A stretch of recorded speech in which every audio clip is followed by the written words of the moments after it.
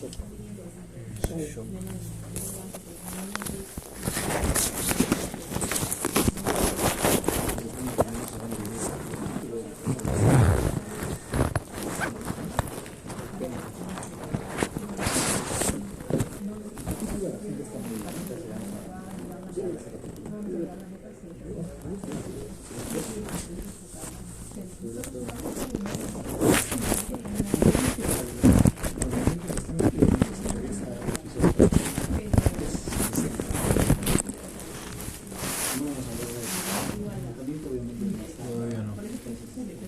Sí está en las guías, pero no es de lo que vamos a hablar. Aquí tenemos que hablar por estos capítulos que yo veo que ha colocado en la universidad en varios segmentos del sílabo y de los dictar. Están dirigidos básicamente a que ustedes sepan lo que son los síndromes, Sí. sepan cómo se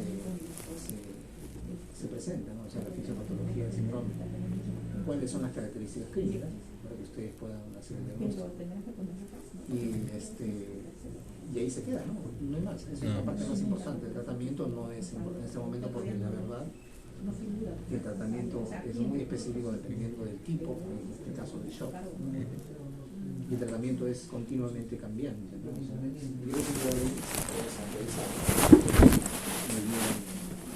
Para shock séptico, ¿no? La Surviving Sepsis Campaign, que es el estándar internacional para manejar shock distributivo, shock séptico.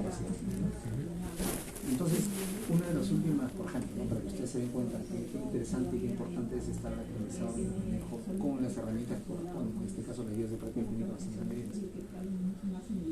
Uno de los cambios que han habido en esta última guía de sepsis es que ya se está, la recomendación es en contra del uso del Quick SOFA. El Quick SOFA son solamente 3 parámetros, que son frecuencia cardíaca, presión arterial, Vasopresores. y ¿cuál es el otro? O lactato. No. Vasopresores, entonces, tratamiento. ¿Qué características clínicas?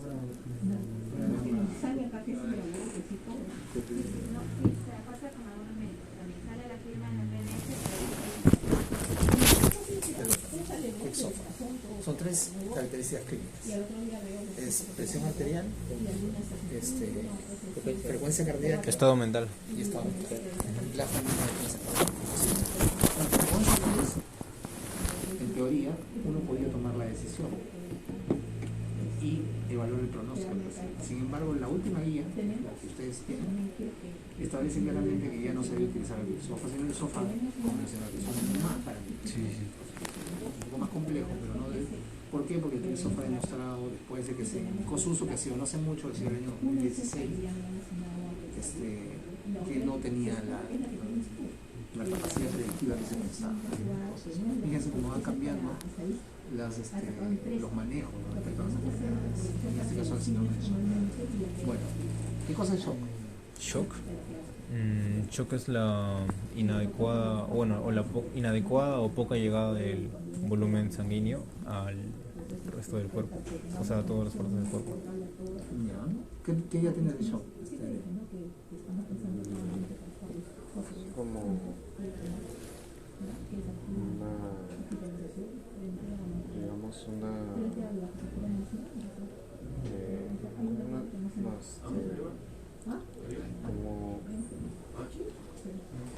Como es un problema, bueno, es un problema, es como una condición donde esto de la transfusión sanguínea, o sea, no logra bien, digamos, expandirse a cada parte del cuerpo, porque ahí es donde digamos múltiples ataques, múltiples problemas. Ya, ¿qué es esta?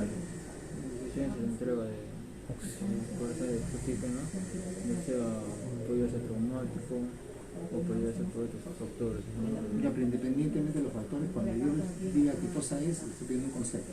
No se olviden, porque yo quiero en este momento que ustedes entiendan que cuando uno pide un concepto, lo que estamos pidiendo es que expliquen qué cosa es, ¿no? ¿Qué cosa es un teléfono? Un dispositivo electrónico. Bueno, los teléfonos de ahora son distintos a los teléfonos de hace 50 años.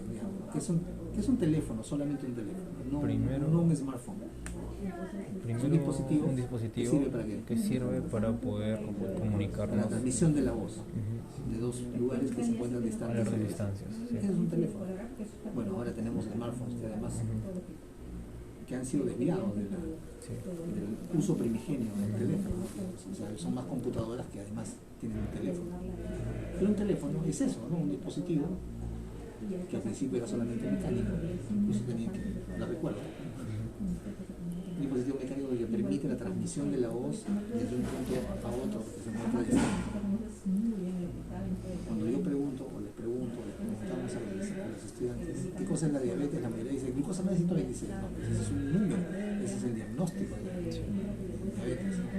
La diabetes es una enfermedad metabólica, multisistémica, que está caracterizada por el aumento de la glucosa como consecuencia principalmente de la resistencia a la insulina o la falta total de insulina. Falta total de insulina en diabetes tipo 1, resistencia a la insulina, diabetes tipo 2. El concepto es lo que es en sí algo de lo que estamos preguntando. Entonces, ¿qué cosa es el shock? Es un estado en el cual existen, puede ser agudo, sí, es agudo, puede llegar de manera lenta, pero es agudo, se presenta en la vida. Es un estado en el cual existe una incapacidad para entregar el oxígeno a las células del cuerpo, por la causa que sea. Y vamos a ver las 4 causas desde el punto de vista fisiopatológico. Entonces existe una imposibilidad para que se entregue el oxígeno y por lo tanto hay una hipoperfusión generalizada que si se sostiene en el tiempo lo que va a producir es una falla multiorgánica y la muerte. Es un estado de hipoperfusión generalizado. ¿Por qué causa? Ya, ahora vamos a ver. Entonces, eso es el shock. Dice acá, es un estado en que la perfusión y por lo tanto la entrega de oxígeno para ver es inadecuada para una metabólica. Es hipoperfusión, básicamente. Con lo cual está hipoperfundido el cuerpo. Por algún motivo que deberemos saber cuál es la causa. Y si eso se sostiene en el tiempo, va a producir falla multiorgánica porque falta de oxígeno, que es el componente o es el nutriente principal de todas las células. Nosotros realizamos metabolismo anaeróbico básicamente. Algunas células realizan metabolismo anaeróbico, pero solamente por un periodo de tiempo escaso. ¿Quiénes, por ejemplo, realizan metabolismo anaeróbico en el cuerpo? ¿Musculares? Exacto. Los músculos, pero tienen un periodo de tiempo más. Si después que ustedes se pasan ese tiempo, ¿qué van a saber? Se cansan, cansancio, lactato. El ácido láctico y producen los calambres y dolor. Así que yo no tengo la adecuada perfusión. Y eso depende de un montón de factores, ¿no? O sea, si uno es deportista, obviamente va a tener una reserva mayor cardiopulmonar, entonces va a poder mantener el estado aeróbico más tiempo. Pero si uno no hace deporte, regularmente, como yo por ejemplo, si me pongo a correr una cuadra, me voy a cansar rápido y voy a empezar a tener calambre porque el ácido láctico se acumula rápidamente en mis músculos que no están preparados para el ejercicio. ¿Okay? Pero lo mismo pasa en el shock. Entonces, si se supera el tiempo, Buen día. los músculos, en la parte que puede tolerar un poco de metabolismo anaerobio, simplemente va a empezar a haber acumulación de lactato. Por eso es que el lactato es uno de los marcadores. Es más, actualmente es el mejor marcador para ver el diagnóstico y la evolución del shock.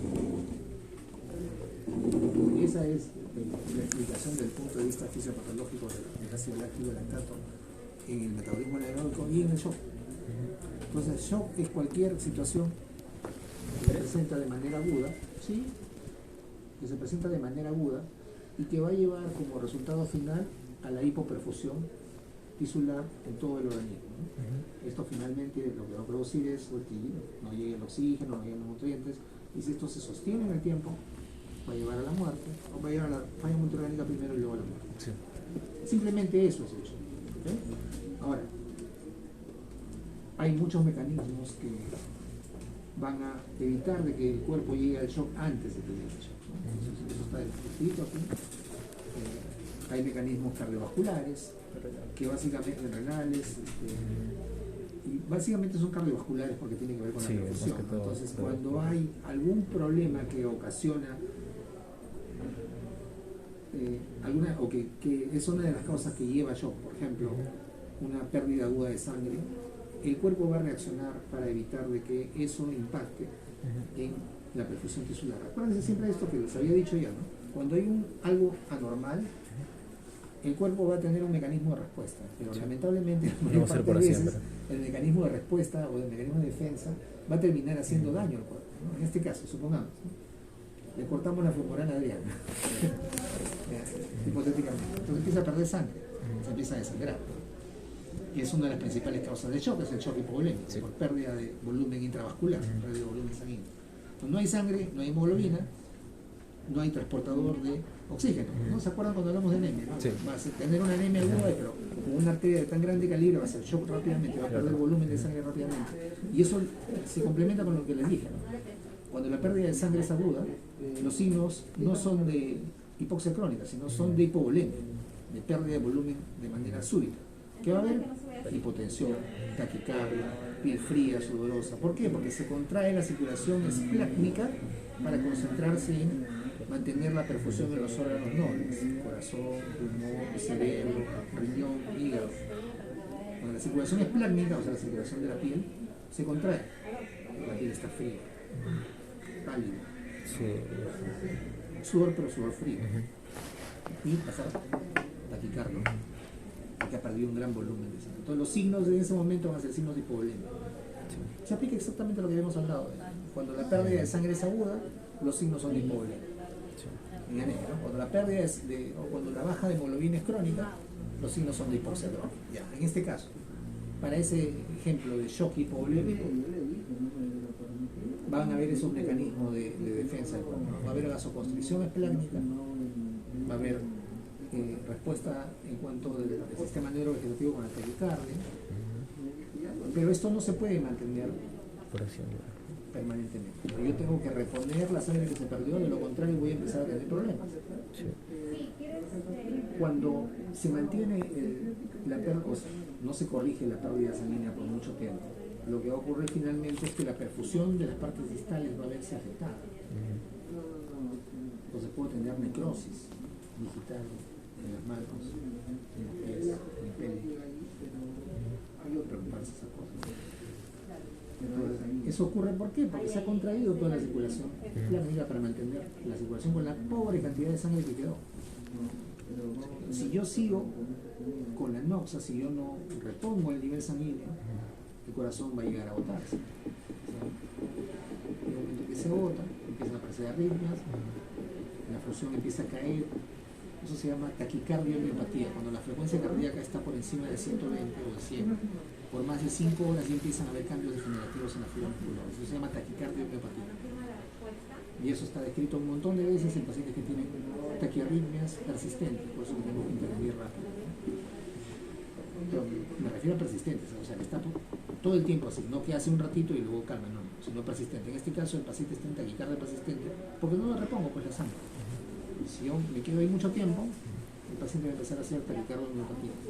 ¿Qué significa? Que va a empezar a tener daño de las células miocárdicas por la taquicardia que no ha sido resuelta. Pero yo no voy a poner un beta bloqueador, pues no, tengo que tratar la causa de la taquicardia. Lo cual me lleva nuevamente a algo que les había dicho antes. Nosotros no tratamos el signo, el síntoma del síndrome, tratamos la enfermedad. ¿Qué es lo que ha pasado? Ha perdido sangre, le pongo sangre. Con eso yo voy a tratar. No le voy a poner un medicamento que le baje la frecuencia. Pero bueno, Y aunque parezca esto estúpido, pero sí, el paciente está taquicárdico porque tiene algo que le produce taquicardia y le dan un medicamento para bajar la frecuencia. proponolo. No sé, hay un montón de cosas, ¿no? La amiodarona sobre todo. La amiodarona lo utilizan como si fuera un medicamento para el resfrío, para todo lado. Entonces no se maneja el signo del síntoma, se maneja la enfermedad. Para eso yo tengo que saber pues, ¿no? cuál es. Incluso en emergencia se maneja el síndrome. ¿Cuál es el síndrome? Shock. ¿Qué tengo que hacer en el shock? Reponer lo que está faltando, ¿no? O sea, tengo que mejorar la perfusión tisular. Sí. Porque el shock es hipoperfusión tisular. ¿Cuál es la causa de la hipoperfusión tisular? ¿Ha perdido sangre? Sí. Le repongo la sangre. Hay otras causas más que ahorita las vamos a ver. Entonces, todo esto está aquí en el vamos a hablar básicamente de los 4 mecanismos fisiopatológicos de eso. ¿Ok?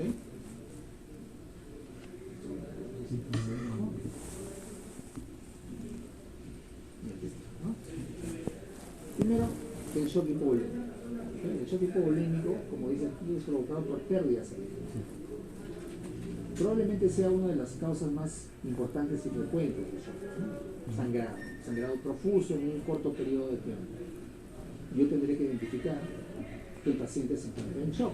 Entonces, aquí son los signos de hipovolemia, los que ya le hemos dicho. ¿Cuáles son los signos de hipovolemia? Piel fría con sudoración fría, Presión baja, presión arterial baja. taquipnea. Sí, taquipnea.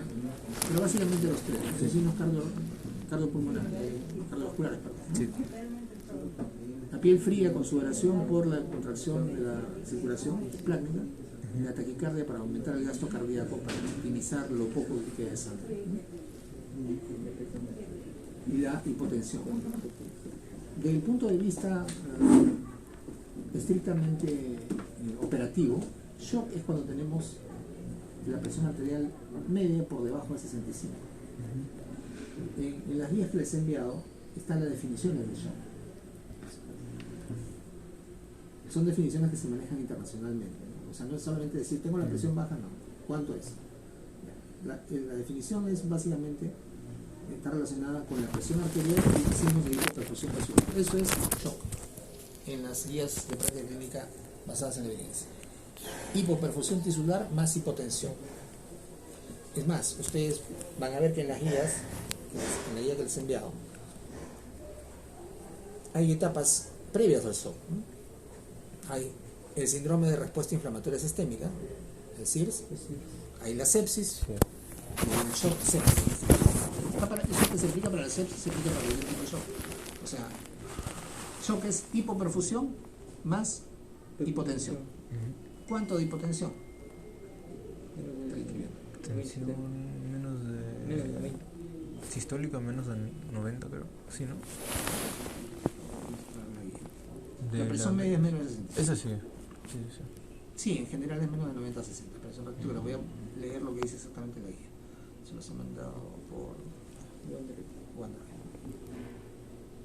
Doctor, se está que desordena cuando hago documentos el OneDrive. ¿Qué? Se está que desordena el OneDrive. ¿Por qué? Si lo acumulamos en carpetas, mejor las historias por semana. Ah, ya, las historias dices. Sí, por las sí, historias. No se desordena, ponlo por fecha. Por fecha. Claro. Es que luego avanzando va a haber hoy un montón de documentos. Claro, si le pones semana 1, semana 2, Normal. claro, no Ya. pasa nada. No se desordena. Para eso les he dicho que le coloque por semana, ¿no?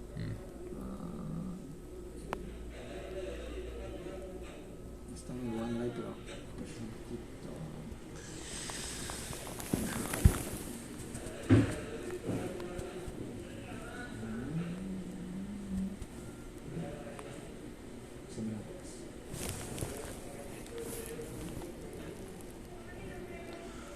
tercera definición de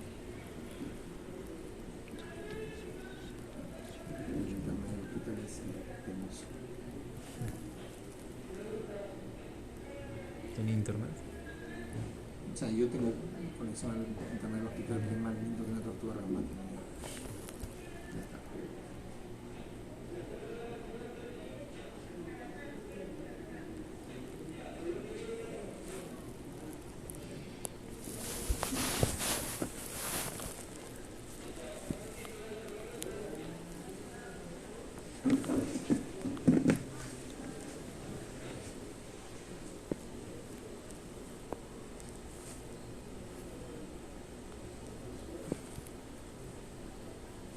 Ya, los criterios del SOFA son de tipo SOFA, ¿no? Frecuencia respiratoria mayor de 22, estado mental alterado y sistólica menor de 100. Entonces eso ya en la última guía ha sido... Pero igual lo preferían antes que el CIRS, doctor. O sea, el SOFA había destronado el CIRS, si no me equivoco. El SOFA sí, pero el SOFA completo, no el Ajá, Big no, SOFA. el El Big SOFA ha sido una herramienta de decisión al bedside, o sea, al lado de la cama, pero ya en esta última guía se ha recomendado que no se utilice. O sea, ya no debe utilizarse. Sí. La última que es del 2021, o sea, no es que sea última recién, ¿no? Ya 2 años.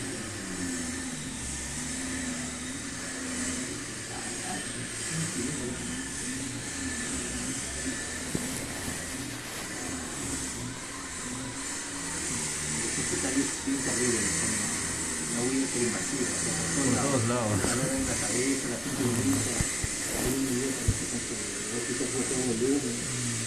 Encima la gente habla con su teléfono, todo horrible, ¿verdad? Unos pequeños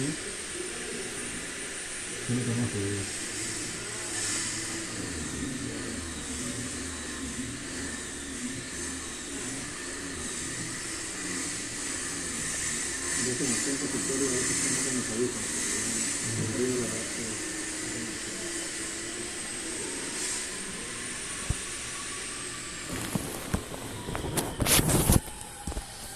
Shock. Doctor, ¿está buscando la clasificación total del sofá? No estoy buscando el. Ah, ya.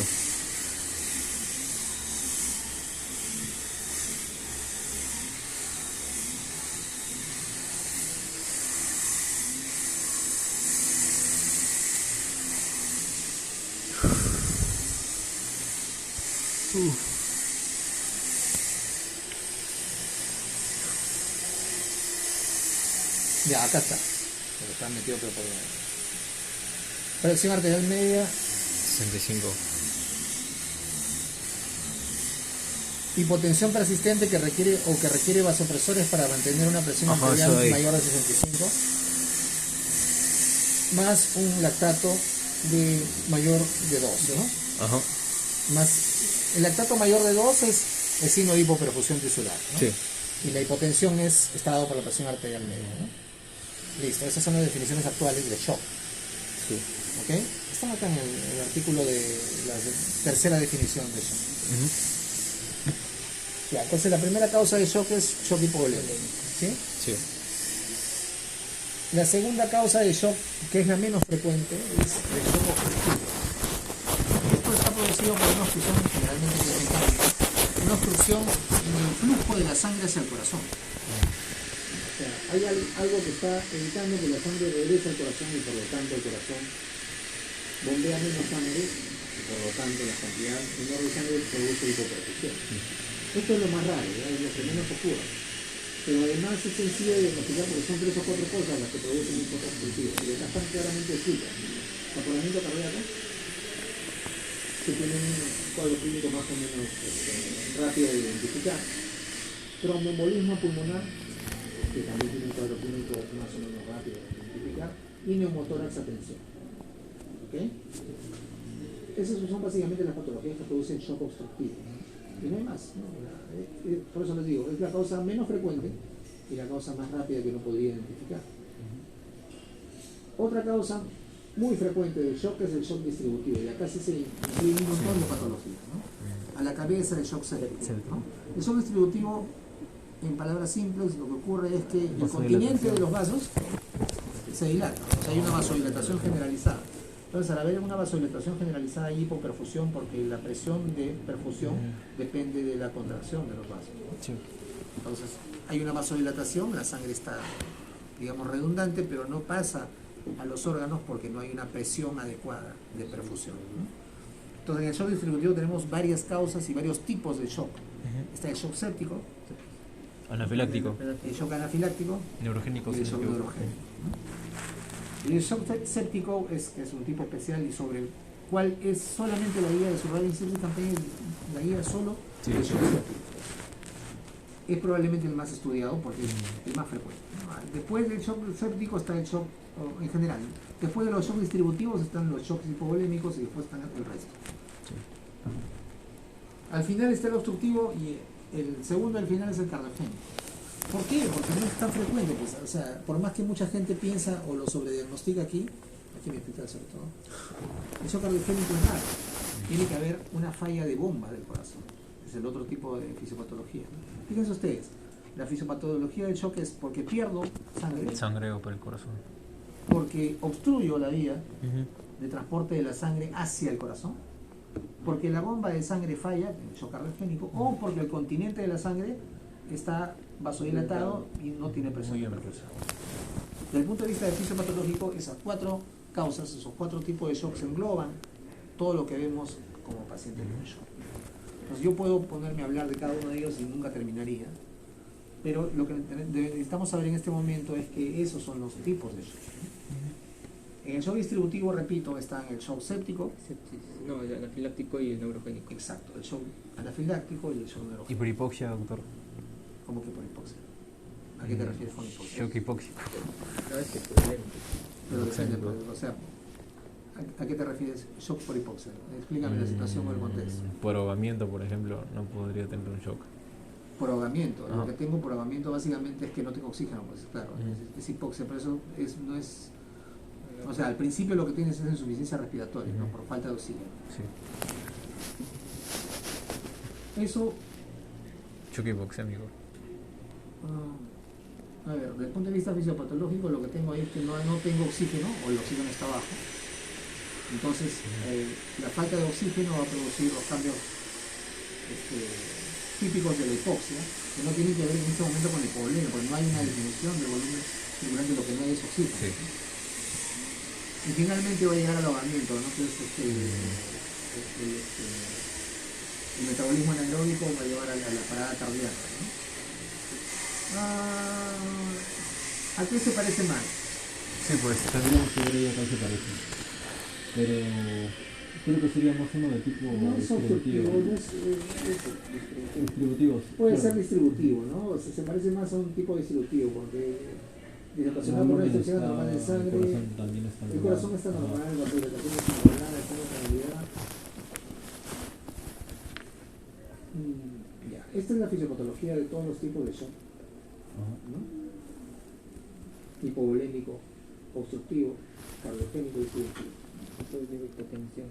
Exacto, todo lleva a hipotensión. Ujú. Por diversas rutas llevan a hipotensión, luego la hipotensión produce hipoperfusión, falla multiorgánica y finalmente muerte. Sí. Pero fíjense ustedes, y por eso les decía yo, esto está bien explicado en el libro, está muy bien, deben leerlo varias veces, entender cómo ocurre, porque esto es lo más importante que debemos evaluar respecto al shock, ¿no? Todos los tipos de shock, por diversos mecanismos, por ejemplo el hipovolemia, ¿no? Hay pérdida de volumen, disminuye la precarga, disminuye el volumen minuto, disminuye el transporte y hipotensión. Todas llevan a hipotensión. El shock obstructivo produce falla diastólica, disminuye el volumen minuto, disminuye el transporte de oxígeno, hipotensión, todo lleva a hipotensión. El shock cardiogénico básicamente es por falla de bomba, disminuye la masa miocárdica por el infarto, es el modelo fisiopatológico más estudiado, porque si lo que ocurre, pues en un infarto se tapa una arteria, se mueren todas las células que son irrigadas por esa porción de la arteria, y entonces lo que se contraía así, ahora se contrae así. El modelo típico del shock cardiogénico es infarto de miocardio. ¿Okay?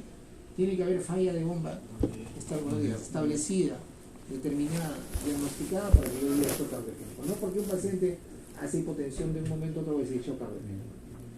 Es más, dentro del shock cardiogénico hay un montón de causas. Ahí les he mandado un artículo solo de shock cardiogénico, una revisión narrativa, ¿no? Y ahí encuentran todas las causas que pueden producir shock cardiogénico. Y si no me equivoco, también están las taquicardiomiopatía, ¿no? O sea, una taquiarritmia sostenida va a producir, como les dije, más de 5 horas, va a producir muerte de las células musculares cardíacas, y eso va a llegar finalmente a disminución de la bomba que contra, y eso va a producir shock. Una fibrilación creo que había.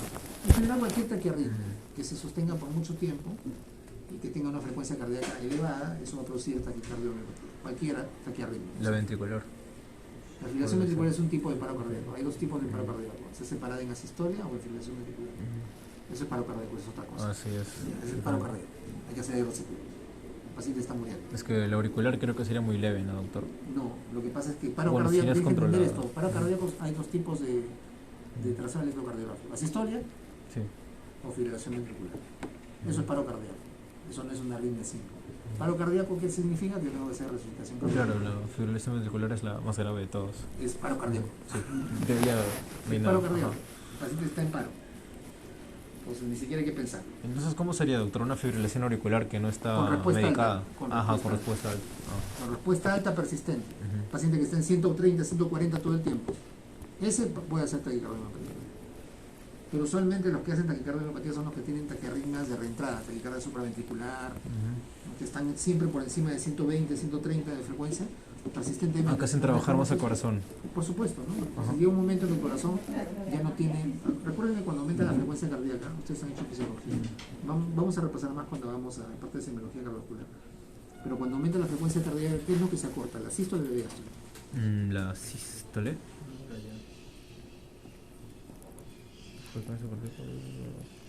Porque cuando aumenta la frecuencia cardíaca disminuyen los tiempos de la fase sí. del ciclo cardíaco, ¿no? Si yo hago la frecuencia más lenta, tengo más tiempo la fase del ritmo del ciclo cardíaco, sístole y diástole. Pero si hago la frecuencia más rápida, disminuye la duración de la fase del ciclo cardíaco. ¿Cuál disminuye? ¿La sístole o la diástole? Creo que era la sístole. ¿Ah? Creo que era la sístole. La diástole, muchachos. La diástole. La diástole es la que disminuye. ¿En qué se alimenta el corazón? ¿En sístole o en diástole? A ver, en sístole bombea, en diástole recibe. En diástole. En diástole. ¿Dónde están las arterias coronarias que alimentan el corazón?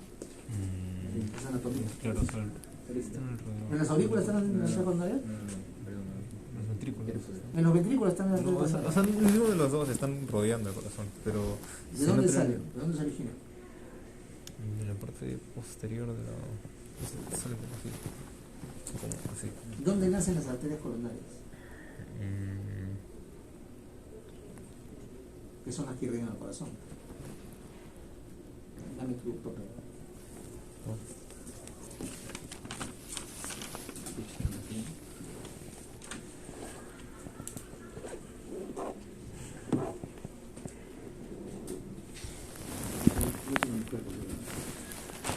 ¿Se acuerdan de esto?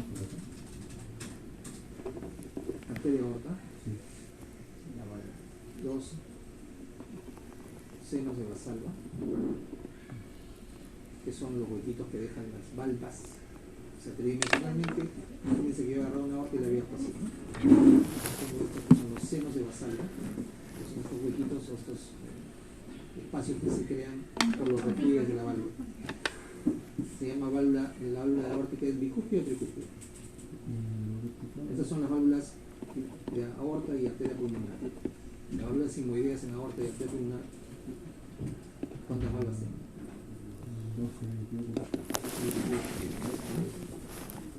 Entonces, tengo tres, si yo hablo por completo, tengo tres, ¿no? Entonces, de una de ellas, de la izquierda, bueno, esta sería la derecha, sale la coronaria derecha, y de la izquierda sale la coronaria izquierda. Hay un seno que se llama no coronariano. Entonces, ¿de dónde se originan las arterias coronarias? De los senos de Valsalva, que se encuentran dentro de la estructura de las valvas de la válvula aórtica. Cuando el corazón entra en sístole, o sea, se contrae el ventrículo. Cuando hablamos de la sístole, siempre hablamos de la sístole ventricular. ¿Qué tal, doctor? Pero hay sístole de aurícula y sístole de ventrículo. Pero cuando hablamos de sístole de manera general, estamos hablando de la sístole del ventrículo. Cuando hablamos de la sístole del ventrículo izquierdo, la sangre sale eyectada desde el ventrículo hacia la aorta para todo el cuerpo, ¿no? Entonces, estos senos cubren los orificios de las coronarias. Entonces, en sístole, la sangre no pasa por las coronarias. Pero cuando la diástole se relaja el ventrículo, la sangre tiende a regresar y se cierran las valvas que estaban abiertas, se cierran, y la sangre difunde en la diástole hacia las coronarias e irriga el corazón. Entonces, ¿en qué fase del ciclo cardíaco se alimenta el corazón? En diástole. ¿Cuál es la fase que disminuye cuando aumentamos la frecuencia cardíaca? Diástole. La diástole. Entonces, si yo disminuyo más y más la diástole, porque aumento más y más la frecuencia, ¿qué va a faltar después en el corazón? Falta el oxígeno. Oxígeno, pues, porque la perfusión del corazón es en diástole. Si yo estoy aumentando la frecuencia cardíaca mucho, por mucho tiempo, estoy disminuyendo el periodo en el cual el corazón se nutre. Entonces la bomba llega un momento que ya le falta oxígeno, empieza a hacer hipoxia, empieza a hacer necrosis. Bueno, primero isquemia, ¿no? Isquemia es un paso previo a la necrosis. Entonces, isquemia es el desbalance entre lo que requiere de oxígeno el tejido y lo que le está aportando la sangre. No le está aportando porque el corazón está acelerado. Está acelerado por responder un problema X. Fíjense ustedes, se repite lo mismo que les he dicho, un mecanismo de defensa, un mecanismo que regula alguna cosa, por persistir en el tiempo, termina afectando al cuerpo, al mismo cuerpo, ¿no? Vamos a subir hasta un poco más.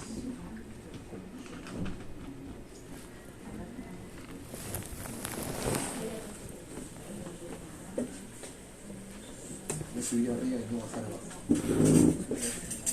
Está bien dicho, creo. No, es redundante. Está bien dicho, pero es redundante. La redundancia se da.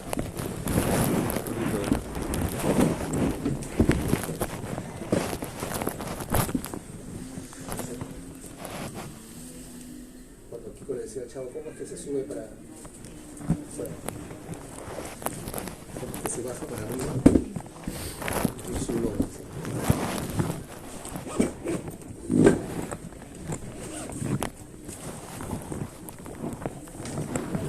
¿Siguen pasando el Chavo en la tele?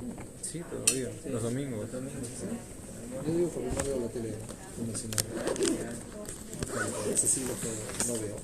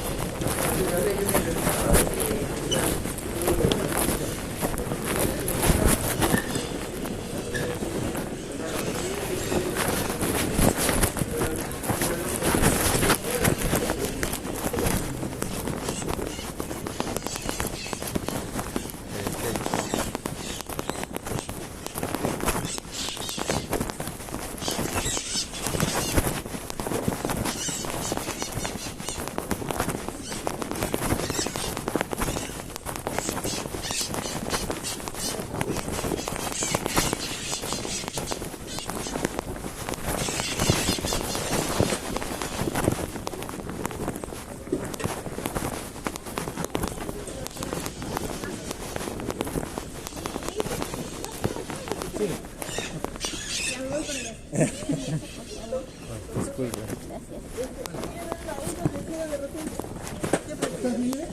Ya, quédate ahí nomás.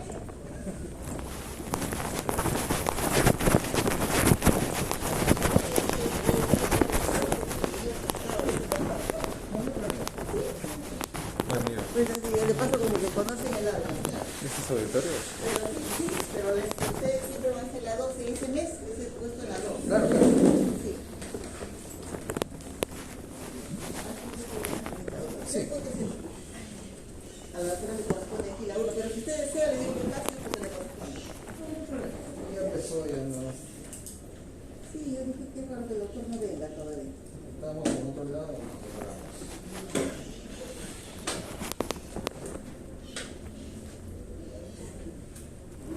Aquí igual, hay este televisor, hay este televisor.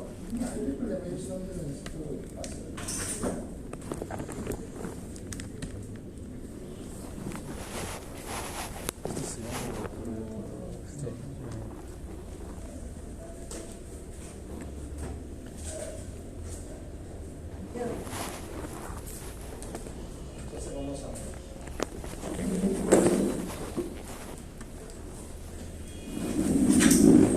Y bueno, solamente cierra nomás. Sí, que se quede abierto para que... Ahora ya.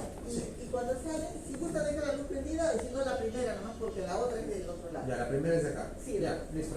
Gracias. Entonces, vamos a ver. Esa es la razón por la cual en una taquiardia prolongada finalmente va a haber hipoxia de las células cardíacas y vamos a tener finalmente que con el tiempo el corazón va a fallar. Entonces 5 horas es el máximo del tiempo. No vamos a esperar que lleguemos a 5 horas, ¿no?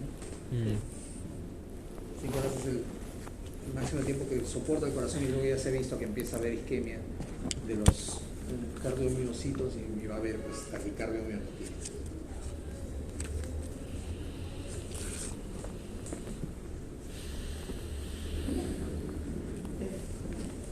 Dentro del shock distributivo el más frecuente es el shock séptico. Entonces es muy importante que sepamos cómo se llega al shock séptico, ¿no? Entonces ahí está la clásica definición que se sigue trabajando después de varios años y sigue todavía vigente. Respuesta inflamatoria sistémica, sepsis y shock séptico. Ese es el camino que sigue si es que no se maneja el proceso que ocasiona la respuesta inflamatoria sistémica.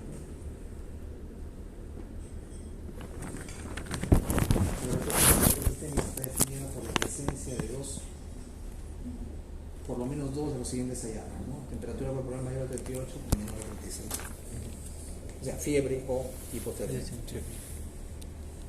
Frecuencia cardíaca mayor de 90. O sea, el rango regular es hasta 100, pero mayor de 90 ya es suficiente para que nosotros sospechemos que hay respuesta inflamatoria. Pero no solo, ¿no? O sea, yo puedo encontrar una persona de repente que viene a la consulta y viene media preocupada por lo que le voy a decir yo y le encuentro con 95 de frecuencia cardíaca. No, respuesta inflamatoria sistémica, no.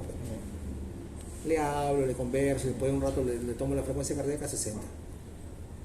No estamos hablando de algo persistente. O sea, el paciente está con la frecuencia persistente en reposo, más de 90. Frecuencia respiratoria mayor de 20 o una presión parcial de CO2, ¿no? Menor de 32. Para tener este dato, ¿qué tendría que hacer de un paciente?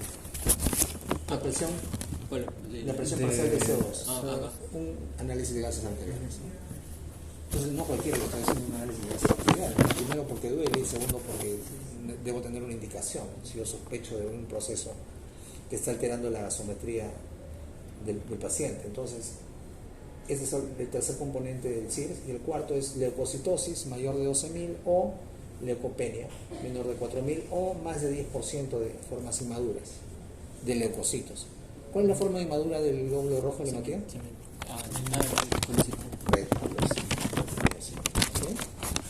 Acuérdense que los leucocitos los vemos sobre todo cuando hay anemias agudas, ¿no? Cuando hay hemólisis, cuando hay pérdidas sanguíneas rápidas, o sea, anemias agudas en general, anemias de presentación aguda. Entonces, todos estos ya hacen el diagnóstico del síndrome de respuesta inflamatoria sistémica. Cuando en el siglo hablan de la síndrome inflamatoria, se refiere a síndrome de respuesta inflamatoria sistémica o se refieren a otra cosa, porque eso no lo entiendo. Ustedes me lo contarán mañana porque ya van a tener la clase, ¿ya? Si se refieren al síndrome de respuesta inflamatoria sistémica, ya esto es, ¿no? Se define por dos por lo menos de estas cuatro características. ¿Ya? ¿Eso es? O sea, el CIRS, digo. Sí, claro, ese es el concepto del CIRS, ¿no? Lo siguiente es que el paciente con CIRS, un paciente puede llegar a CIRS no solamente por una causa infecciosa, ¿no? Puede llegar por otra causa, pero lo más frecuente es que sea por un germen, por una causa infecciosa. La sepsis se define como una falla orgánica causada por una respuesta inadecuada a la infección, en la cual yo tengo un síndrome de respuesta inflamatoria más la identificación de un microorganismo. Entonces, la sepsis es una falla orgánica potencialmente mortal causada por una respuesta inadecuada a la infección. O sea, es el paciente con respuesta inflamatoria sistémica más la identificación de un germen. Por ejemplo, le encuentro al paciente con fiebre, taquicárdico, con leucocitosis y le encuentro un estreptococo neumonía. Shock séptico. No, eso es sepsis. Sepsis. ¿Okay? ¿Por qué? Porque tengo respuesta inflamatoria sistémica más un germen. ¿Okay? Esa es la manera como ustedes tienen que pensar, de manera sistemática, para que no se les escape el diagnóstico y puedan adecuadamente catalogar. No se olviden.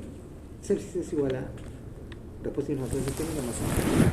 ¿Qué cosa es la sepsis? Es una respuesta inadecuada a la infección, ¿no? Es una falla orgánica que es como producto de una respuesta inadecuada a la infección. Regularmente una infección debería ser manejada casi con mínima alteración o con una leve alteración de las funciones vitales, ¿no? Por ejemplo, una infección viral que produce un resfrío común. ¿Puede producirle fiebre? Sí, pero es transitoria. mayormente no produce taquicardia, mayormente no produce distrés respiratorio. Si ustedes ven un hemograma de un paciente con resfrío, no está alterado. No hace respuesta inflamatoria, ¿verdad? O muy poca, o muy leve, o muy transitoria. Entonces, el sistema inmune lo controla rápidamente si es un virus que conozca. Y el 5 días como máximo para la pandemia. Entonces es un virus que no conoce, como pasó con la pandemia. ¿Qué pasa? La gente se muere. Es la diferencia de la inmunidad. Hay dos tipos de inmunidad, ¿no? Aprovechando que estamos hablando de infecciones. La inmunidad Innata y natural adquirida. y la inmunidad adquirida. Sí. La inmunidad natural es la que uno tiene por su sistema inmune. Es la que nos defiende ante cualquier germen en el proceso inicial de la infección. Sí. Si nosotros ya conocemos a ese germen, vamos a tener inmunidad adquirida. O porque nos enfermamos antes de ese germen, o porque tenemos vacunas para ese germen. Básicamente para los virus, ¿no? Pero también aplica para algunos agentes infecciosos bacterianos. Entonces, si nosotros ya hemos tenido la infección, tenemos anticuerpos circulando y tenemos también células que se van a activar ante la presencia de nuevamente este germen, por ejemplo el SARS-CoV-2. O si yo ya tuve SARS-CoV-2 antes, por ejemplo, yo ya tuve, me dio una vez, medio feo, pero fue ya con vacunas, ¿no? Yo ya tenía la inmunidad de la vacuna. La vacuna había generado mis anticuerpos, entonces rápidamente, en la primera fase de la enfermedad, los anticuerpos neutralizaron rápidamente la enfermedad, aunque de todas maneras tuve una mala protección. Y a largo plazo la inmunidad celular también está presente, ¿no? Entonces, se generan citoquinas que activan otras células inmunes que van a acudir y van a finalmente neutralizar el germen. Cuando no ha habido contacto con el germen, lo único que hay es la inmunidad natural, la primera barrera. Sí. Y entonces ahí es donde usualmente caen las personas. O sea, alguien que tenga un sistema inmune deprimido como un adulto mayor, VIH. o un sistema inmune deprimido, ya no vayamos a tan extremo, ¿no? Como por ejemplo un paciente diabético que ya tiene una inmunodeficiencia por la diabetes, Sí. o un adulto mayor, o un paciente que tiene, ya, básicamente eso, ¿no? que afectan al sistema inmune, esos son los que más se murieron con el COVID, porque su inmunidad natural era débil. No había inmunidad adquirida, pero nadie tenía inmunidad adquirida, era un virus nuevo. Por eso se murió más, porque tenían una inmunidad natural más débil. ¿Quiénes tienen inmunidad natural más fuerte? Los niños. Por eso es que ellos menos hacían enfermedad. Y entonces, como respuesta a una infección, cuando hay una respuesta inadecuada, ¿por qué motivo? ¿No? Porque el sistema inmune está débil, porque es un germen que recién conoce, por lo que usted quiera, se puede producir pues una sepsis, ¿no? Entonces, desde el punto de vista operativo, la sepsis va a ser igual a la respuesta inflamatoria más No, infección. el shock séptico es la sepsis más hipotensión persistente. ¿Ok? Shock séptico es sepsis más hipotensión persistente, que significa que requiere medicación vasoactiva, vasopresores, para mantener una presión arterial media mayor o igual a 65 con lactato mayor de 2. ¿Ok? Entonces, esa es la definición de shock séptico. Hipotensión más sepsis. Sí. En general, shock es hipotensión más hipoperfusión. O sea, presión arterial media menor a 65 o necesidad de vasopresores para mantenerla claro, en ese nivel, medicamentos. más lactato más de 2. ¿Ok? ¿Entendieron? Sí. ¿No se confunden? Otra vez. Otra vez. Shock es hipoperfusión, ¿verdad? Con hipotensión. Hipoperfusión está con un lactato más de 2. Más de 2. Y la hipotensión significa una presión arterial media menor a 75. ¿Cómo se calcula la presión arterial media? Sistólica más 2 y diastólicas entre 3. Entonces, esos son los parámetros para diagnosticar shock. Parámetros de presión arterial y parámetros de hipoperfusión. Ante un paciente que viene hipotenso, yo así al vuelo nomás calculo mi presión arterial media y ya sé que está en shock. Lo primero que hago es darle volumen, porque aquí dice, ¿no? A pesar de una adecuada reposición de líquidos. O sea, lo primero que yo hago cuando tengo un paciente con hipertensión que yo sospecho que está en shock es darle volumen. Estoy hablando de algo que no corresponde, pero para que entiendan por qué es así. Claro. Lo primero que uno hace en el manejo de un paciente que viene hipotenso es darle volumen, porque por frecuencia, es más frecuente de que sea Lo por más pérdida de común volumen.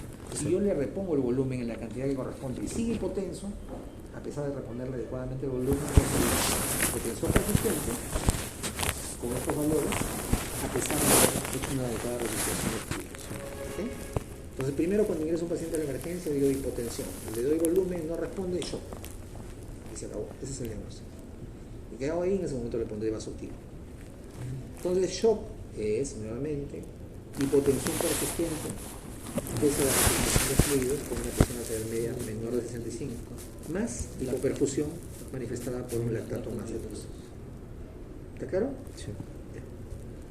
Hay varios tipos de shock, dependiendo de su fisiopatología. ¿Cuáles son esos tipos de shock? Séptico, No. hipovolémico, cardiogénico, distributivo, obstructivo. Exacto. ¿Okay? El shock séptico es un tipo de shock Distributivo. ¿Qué otros más hay dentro de los distributivos? Anafiláctico, neurogénico, hipoxémico. Doctor, disculpe, ¿podría repetir la definición que acabo de mencionar de shock? Nada más de shock. Ya. Entonces, shock es, desde el punto de vista conceptual, hipotensión más perfusión, ¿verdad? Y entonces, ¿cómo definimos shock? Como dice acá. Sí. Es la presencia de hipotensión Hipotensión. persistente a pesar de la representación de fluidos, manifestado como qué? Como una presión arterial media menor o igual de 65. Más hipoperfusión manifestado como una cifra de lactato más de 2. Ok, listo. Ese es el caso. Hipotensión más hipoperfusión. Hipo. Hipotensión más hipoperfusión. Pero ¿qué es usualmente el shock? ¿O cómo definimos el shock? Como un estado que altera la perfusión, ¿no? Clínicamente se manifiesta como hipotensión. La hipoperfusión no podemos verla clínicamente, podemos sospecharla por la piel fría, Sí, la sudoración. por la sudoración fría, por la disminución del volumen urinario, que es otro de los parámetros para ver la evolución del shock. Sí, ¿no? también el riñón. Para ver la evolución del shock. Pero no hacemos el diagnóstico con volumen urinario, No. porque en ese momento el paciente pues Está muriendo. no sabemos, ¿no? O sea, ahorita lo vamos a está orinando, ha orinado, entonces vamos a ver la evolución, nos metemos una sonda y vemos cómo orina. Si orina menos de 1 centímetro cúbico por kilo por minuto, entonces sí vamos a decir, menos de 30, ¿no? Menos de 0.5. Pero eso no lo vamos a ver en el momento. En el momento, ¿cómo vamos a diagnosticar el shock? Viendo dos cosas, ¿no? Si hay hipotensión, le vamos a dar volumen, y inmediatamente, si no responde el volumen, ya damos el diagnóstico y comprobamos la hipoperfusión, ya invadiendo al paciente y midiendo el lactato, viendo cómo está el volumen urinario y todas esas cosas, ¿no? ¿Ok? Pero este es un diagnóstico, lo que van a manejar básicamente en la emergencia. O sea, difícilmente yo les voy a mostrar ahora a un paciente en shock, ¿no? No estamos. Un paciente que está en shock no puede estar en una sala de hospitalización. ¿Dónde tendrá que estar? Emergencias. En la emergencia o en UCI. En la emergencia cuando recién llegue, cuando ya está más o menos, se irá a la UCI. Sí. No se va a ir a una sala de hospitalización. En una sala de hospitalización no vamos a ver el shock. No lo van a ver ustedes en este curso. No nos vamos a meter a la UCI solamente para ver un paciente hipotenso, es evidente que está más hipotenso, está invadido, todo. Entonces, esos pacientes los van a ver ustedes en la emergencia, básicamente en la emergencia. ¿Y ustedes han hecho un curso de emergencia? Todavía no. ¿No? ¿Tienen Pero un curso de emergencia? más en el futuro hay podemos elegir entre medicina terapéutica, esa de basada en evidencias, y medicina... Emergencia. Ajá, emergencias, prácticamente. ¿Así? Ajá, atención. Yo tenía su plan curricular ustedes. Ahí en el 10º ciclo hay 4 electivos, de esos 4 electivos se eligen 2. Vamos a ver. Y entre... No son 4, en el 10º o el 11º, si no me equivoco, creo que el 10º. Buen lugar, ¿no? Y tendremos que elegir entre medicina terapéutica basada en evidencias y el otro, el de atención... ¿Cómo era? Pero era de emergencia. Sí, ya veo, sí, otra vez. Medio curricular.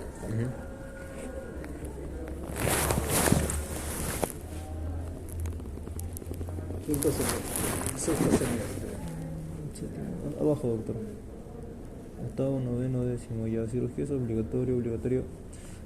Este es selectivo, rehabilitación. Semiología está en... ¿Cuál es el electivo? ¿Rehabilitación? Creo que sí, creo. No, perdón, me equivoqué. Aquí están. Electivo 1, esos dos. Y electivo 2. Cursos Sí. selectivos, acá están ya. Ahí están.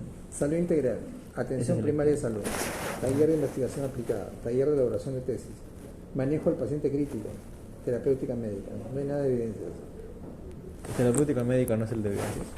No, es terapéutico. Terapéutico. O sea, ¿qué es? ¿Tratamiento nada más? No sé, porque... Es que... nunca tenía un curso. Yo no tenía curso electivo. ¿No? No, todos son electivos. ¿Todo? Oh. Yo quisiera llevar los dos, doctor, el de terapéutica y el de manejo de ¿Sabes paciente lo que pasa? crítico. Que en realidad, atención primaria de salud, por ejemplo, Ese sí. es también un curso importante, porque ustedes Sí. van a tener que hacerse bien. Ah, sí. ¿Cómo van a saber cómo se maneja un establecimiento de primer o segundo nivel? De primer nivel, básicamente. Una posta. Ese ya lo llevamos en segundo ciclo. ¿Cómo se llama? Tercer ciclo. En segundo, APS y salud integral. Se podía elegir. Ah, sí, Atención ¿por qué primaria a la está salud. nuevamente Sí, no sé por qué está ahí. Estaba mal. Solamente deberían haber 4, Y doctor. entonces serán los 4. Pues. Salud integral no, estos 2 no. Estos 4 de acá abajo. Esos, Investigación aplicada, Ajá. elaboración de tesis, manejo paciente Sí. crítico y terapéutica. de los o sea, los 2 talleres tenemos que elegir uno, o investigación aplicada o elaboración de tesis. Y de los 2 de abajo, del que le hablo, terapéutica y paciente crítico, elegimos uno también. ¿Así? ¿Solo uno? Ajá. O sea, en total 2, uno de taller y otro de eso. Por eso no sabía si terapéutica o manejo del paciente crítico. Ah, tienes razón, sí, efectivamente. El electivo 1 es el 1001, 1002, o sea, el taller de investigación aplicada, taller de elaboración de tesis, y el 2 es 1003 o 1004, o sea, manejo del paciente crítico y terapéutico. No sé qué decir, te digo, la verdad es que no tuvimos un curso como tal de taller de elaboración de tesis, pero tuvimos el curso de metodología de investigación. Eso también ya lo insuficiente, llevamos. entregado. Lo que pasa es que es insuficiente porque quienes les enseñan usualmente no son médicos clínicos, sino son Sí, no son. son profesionales de estadística, Sí. entonces no tienen el enfoque que le damos a la medicina clínica, ¿no? O sea, si ustedes me preguntan, ¿sirve o no sirve eso? Sí, sirve mucho, pero tienes que saber cómo utilizarlo, ¿no? O sea, cómo saber si un estudio está bien hecho, cómo utilizar el resultado de ese estudio en tu práctica médica, cómo incorporar la evidencia a la práctica clínica. Pero eso no te lo va a explicar alguien que solamente ve el número, Sí. lo tiene que explicar un médico. Entonces, ahí el enfoque de las universidades todavía no ha cambiado, y por eso es que es un poco duro para los estudiantes entender que eso sirve, ¿no? Sí sirve mucho. Es más, yo cuando enseño en posgrado ahora tengo que enseñarles lo que les debían haber enseñado en su curso de metodología de investigación. Y taller de investigación aplicada, supongo yo que es una forma de aumentar un poco los temas de estadística y metodología de investigación. Bueno, tendrán que elegir, pues, muchachos. Yo la verdad es que yo me acuerdo un curso que era introducción a la... No era un curso de emergencias. Dentro del curso de medicina interna, el primer módulo es un módulo de intoxicación, pacientes críticos, para mí yo me acuerdo. No sé cómo será para ustedes. ¿Y cómo era, doctor? ¿Vio emergencias? ¿Le dieron teorías sobre pacientes que llegaban Yo a me acuerdo que he emergencias? visto más emergencias cuando tuve mi curso de procedimientos de enfermería. Me iba de guardia casi muero. Sí. Entonces, en ese tiempo no estaba tan bacán como está ahora. Tenías ahí el shock trauma de la puerta de la calle. Los que dominaban la guardia eran los técnicos. Sí. En la madrugada te quedabas solamente con el técnico y suturabas cabeza de borracho, pero con todo. Y es el primer hospital donde yo vi cómo funcionaba un código de emergencia, ¿no? Si llegaba un paciente realmente crítico, tocaban el timbre y salían todos. Ahí sí se despertaban los asistentes, ¿no? Bajaban y le prendían al paciente, ¿no? Lo invadían así como en las películas, ¿no? Y bueno, y pasaba así que lo salvaban o se morían. Y en ese curso, que se supone que debía aprender básicamente procedimientos de enfermería, aprendí más de emergencias que en cualquier otro lado. Y después creo que tuvimos una rotación, no sé si en medicina interna hubo, ¿no? Eso no me acuerdo bien. Pero después ya fue al internado, ¿no? El internado que de todas maneras tiene que ser guardias en emergencia. Aunque ahora creo que no hacen guardias en emergencia. Ya no había. Ya no, ¿no? No, las 4 que usted mencionó nada más. Ya ves, entonces no hacen guardia de emergencia, ¿no? Acá los internos, por ejemplo, creo que no hacen guardia de emergencia. No había nada. Yo no sé qué hacen los internos, solamente son escribanos. Clínicos, ¿no? No, escribanos. Ah, Le preguntas del paciente y no saben nada, ni los residentes saben. El otro día fui a responder en entreconsulta, no estaban ustedes todavía. El residente no sabía ni siquiera qué exámenes le habían hecho al paciente. Ya, entonces, ¿ya está claro con el shock séptico? hipoperfusión, hipotensión. Hipoperfusión más hipotensión persistente. Entonces, hipotensión, ¿cómo se ve? Debe ser Menor a hipotensión 65. persistente, a pesar de la resucitación con fluidos, menores de 25 a presión arterial. Y la hipoperfusión, Mayor a dos. Manifestado con mayor dosis de lactato más de 2. ¿Ok? Eso es para shock en general. Entonces, será séptico si tenemos pues diagnosticado una sepsis y esa sepsis produce shock. Pero en general shock es eso. Hablando del shock séptico, usualmente se precede por una síndrome de respuesta inflamatoria sistémica, que tiene 4 componentes. Con 2 de esos llegamos al diagnóstico de respuesta inflamatoria sistémica. Temperatura, fiebre, más de 38, hipotermia menos de 36, frecuencia cardíaca más de 90, respiratoria más de 20.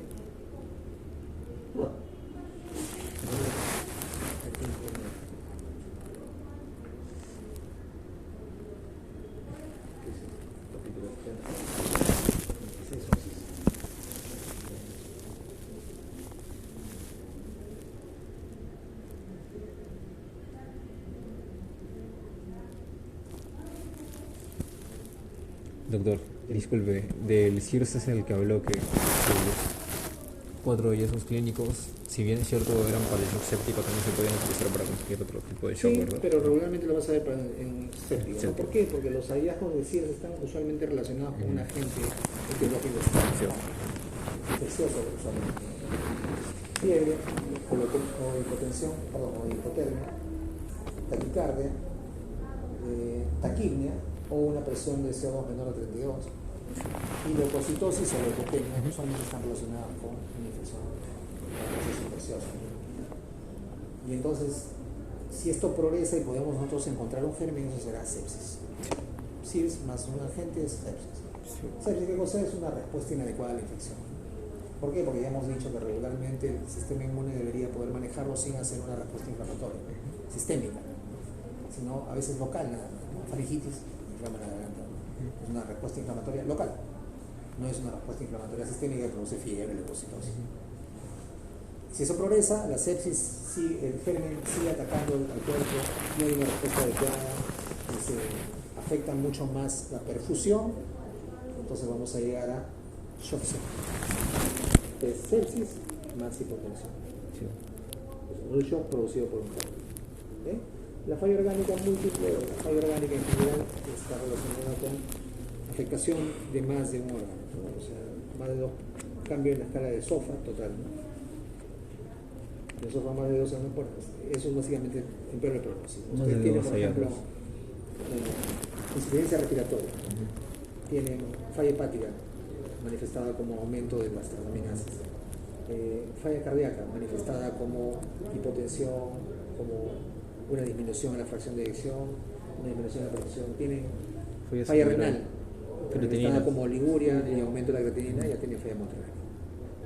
Entonces el camino de una infección que no es manejada adecuadamente por el sistema inmune es ir de una sepsis a un shock séptico o una falla multiorgánica, y eso ya es, digamos, el preludio de la muerte. Entonces, ¿qué hacemos nosotros cuando tratamos a un paciente con sepsis o con shock séptico? Estamos dándole antibióticos para darle tiempo a que su cuerpo mismo luche contra Antimicrobianos y vasopresores. Claro, entonces el tratamiento que nosotros damos, La epinefrina creo que mencioné en su claro, artículo. eso es un vasopresor, ¿no? El tratamiento que nosotros damos es básicamente de soporte. ¿Quién finalmente va a derrotar a la infección? El mismo. El propio sistema inmune del paciente. Apoyarlo, ¿no? Entonces, es lo mismo que hacíamos con la persona con cólera, ¿no? O sea, como es un germen contra el cual no tenemos ningún tipo de inmunidad, porque nunca existió, apareció, y entonces afectó a un montón de gente. El tratamiento en la UCI era tratamiento de soporte, ¿no? Darle soporte respiratorio, soporte de fluidos, hasta que su propio cuerpo logre combatir la infección, que pase el periodo en el cual afecta al cuerpo. Pero lamentablemente, pues, con gente que tenía el sistema inmune muy deprimido, adultos mayores, diabéticos, además de otras patologías, de hipertensión, enfermedades respiratorias previas, etc. Esto lamentablemente era un factor de mal pronóstico. Entonces, si ustedes se siguen dando cuenta, la medicina funciona así, ¿no? O sea, nosotros, ¿por qué tenemos diferentes tasas de respuesta para una infección con un mismo antibiótico? Porque no depende del antibiótico, depende del cuerpo de la persona, depende del cuerpo del enfermo. Nosotros con el antibiótico, la mayor parte de los antibióticos son bacteriostáticos, no son bactericidas. ¿Se acuerdan de su clase de farmacología, bacteriostático, mantienen la población. Exacto, o sea, Hasta evitan que aumente el crecimiento de los gérmenes, aumente la población de los gérmenes. No los matan, la mayoría, son bacteriostáticos. Entonces, ¿qué hacemos al darle un antibiótico que solamente es bacteriostático? Le estamos dando tiempo al sistema Para que inmune pueda para que reaccionar. actúe y los elimine. Entonces, nuestro tratamiento en general no es para erradicar la infección, sino para darle tiempo al sistema inmune para que lo elimine. Por eso es que las tasas de efectividad son distintas, dependiendo del huésped, si es más joven, si es más viejo, si tiene más comorbilidades. Así funciona la medicina, ¿no? Tenemos varios factores que afectan el resultado final. El resultado es que el paciente viva o muera, o que sane, o que tenga una infección crónica. Sí. Entonces, eso nosotros como médicos tenemos que entenderlo para poder explicarle al paciente. Sí. ¿Por qué mi familiar se está muriendo y el otro del costado que tiene lo mismo está vivo? Tienen que entenderlo ustedes para que se lo puedan explicar al paciente. Porque su familiar ya tiene 80 años, porque tiene diabetes, tiene un montón de comorbilidades, está haciendo falla renal, el pronóstico de nuestros pacientes ya lamentablemente es muy malo. ¿Qué estamos haciendo con todo el tratamiento? Esperando que su cuerpo responda, que su sistema inmune elimine el germen. Es lamentable porque efectivamente las más altas tasas de mortalidad están en los pacientes más susceptibles y los que tienen menos sistema inmune para responder en un shock séptico. Es lo que siempre vemos, ¿no? Y lamentablemente también, como en los establecimientos de salud públicos tenemos pocas camas en UCI, se priorizan a los pacientes que tienen más probabilidades de sobrevivir. ¿Quién tiene más probabilidades de sobrevivir? Niños, jóvenes. Pacientes jóvenes, que no tienen comorbilidad. Eso es lo que pasaba también en COVID, ¿no? ¿A quiénes priorizaban para las camas UCI? Los jóvenes. Si tenía más de 70 años o 60 años ya estaba frito, ya tenías que esperar a que tu sistema inmune. Pero es lo que pasaba. No teníamos camas UCI. Las pocas que habían estaban a full. Y cuando tenían que decidir quién iba a ingresar, tenían que decidir por alguien que tenía más probabilidad de sobrevivir. ¿De verdad hacían eso? Por supuesto. O sea, salía un doctor y decía a ver los jóvenes. No, pues no dice O reloj, como- es un programa de televisión, no es real, o sea, te piden 20, te piden ingresar a la UCI, tú tienes que decidir por ingresar. Pero lo hace como de una forma ¿Qué? un poco discreta. Claro, tú decides, ¿no? O sea, yo soy, Ingresa yo soy este. intensivista, ¿no? Entonces me vienen 20 interconsultas de 20 que están con COVID severo y que quieren ingresar y tengo una cama. Yo tengo que decidir quién es el prioritario para que Pensé que era por orden de llegada. Cuando los recursos son escasos, ¿a quién tienes que dárselo? O las que tengan más Más probabilidad. Eso se llama priorización de recursos, una manera de administrar los recursos. Digamos, voy a ser así un poco exagerado para que entiendas. Tienes un paciente con una faringitis, tienes un paciente con una sepsis por pseudomonas. ¿A quién le vas a dar el antibiótico? El de que tiene sepsis, por favor. Lo mismo. Tienes un paciente de 80 años que tiene todos los números en contra, que tú le sacas su score y tiene 90% de probabilidades de morirse. Y tienes a uno de 30 años, que tú le sacas el score y tiene 70% de probabilidades de sobrevivir. ¿A quién le das la cámara? Le doy el de 30, pero ambos lo necesitan. Por igual. Claro, pero si tengo solo uno. Entonces, nosotros lo entendemos y tenemos que entenderlo porque es la manera de administrar los recursos médicos. ¿Por qué tenemos tan pocas camas? Bueno, pues, ese es un problema estructural, ¿no? Un problema de que hay plata en otras partes y no hay plata para lo que se necesita. Podríamos discutir años y años sobre eso. Pero la realidad es esa, la realidad es que tenemos pocas camas, pocos recursos. En el momento de crisis necesitamos tomar decisiones respecto a esos recursos. ¿Qué hacemos? Alguien tiene que ir a esa cama. ¿Quién tiene que decirlo? Tú tienes que decirlo por la ley. ¿Cuáles son los criterios que vas a utilizar? El criterio de que el paciente que tenga mayor probabilidad de sobrevivir.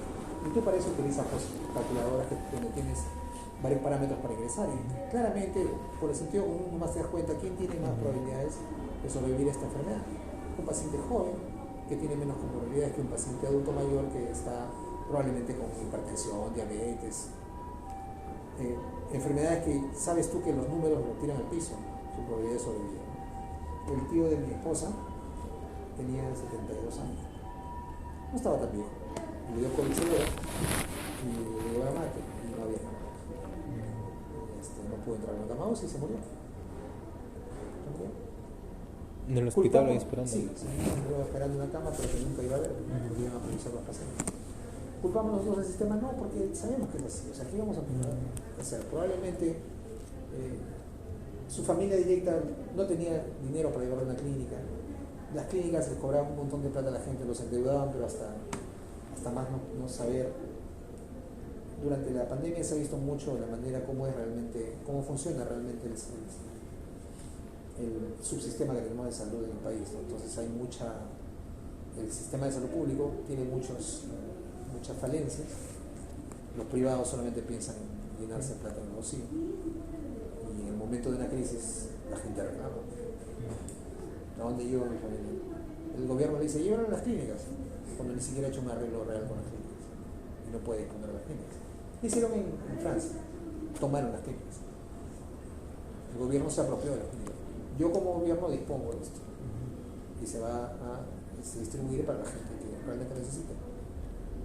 Yo después te pago de acuerdo a lo que corresponde. Estos son países donde el gobierno es fuerte, tiene la capacidad de tomar esa decisión. Acá pues hacen la picha. No pasa nada. En general, un paciente crítico que va a sobrevivir es aquel que tiene mayores, o menor, mejor dicho, ¿no? Que tiene menos enfermedad. Lamentablemente es así, tú tienes que decidir. Tú tienes que decidir, no tienes que llamar a 20 personas para que firmen una junta médica. No se comparte la responsabilidad del médico tratante. Ya. Estamos, creo, al borde del tiempo. ¿Algo más que quieran saber del shock? No vamos a entrar en detalle respecto a cada uno de los... Doctor, yo normalmente puedo quedar hasta las 10:30, 10:40. Sí, está bien, pero tienen que ir ustedes a su paciente. No. Tienen que empezar, ¿no? ¿Cómo que no? Nos presentamos nada más, lunes es de presentación. 5 minutos y ya. Si es Mañana que- empezamos. si es que están disponibles, ¿no? Ajá. No, igual tienen que escoger y al menos decirle, ¿no? No, yo sé más o menos eso. Algo más que quieran saber sobre eso. Miren, vamos a leer los casos clínicos rapidito, ¿ya? ¿Han leído los casos de acá? ¿No? No, Qué todavía bueno. no. Miren, Astrid de 32 años ingresa en la guardia luego de un episodio sincopal, ahorita joven, asociado a dolor abdominal intenso. Astrid de 32 años.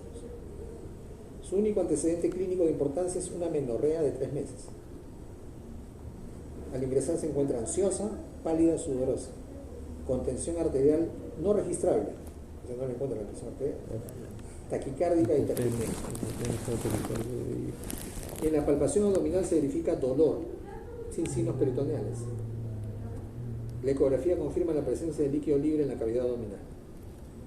La punción abdominal, que ya no hacemos, ¿no? Pero se hacía, evidencia la presencia de sangre en la cavidad. ¿Cómo sería su aproximación diagnóstica ante esta paciente? Shock séptico. Mujer de 32 años que llega a la guardia luego de un episodio sincopal asociado a dolor abdominal intenso, Está que duerme. con amenorrea de 3 meses, ansiosa, pálida, sudorosa, presión no registrable, taquicárdica y taquipneica. Está presión Palpación bajísima. abdominal, dolor abdominal, sin signos peritoneales, y cuando le pulsan el abdomen hay sangre.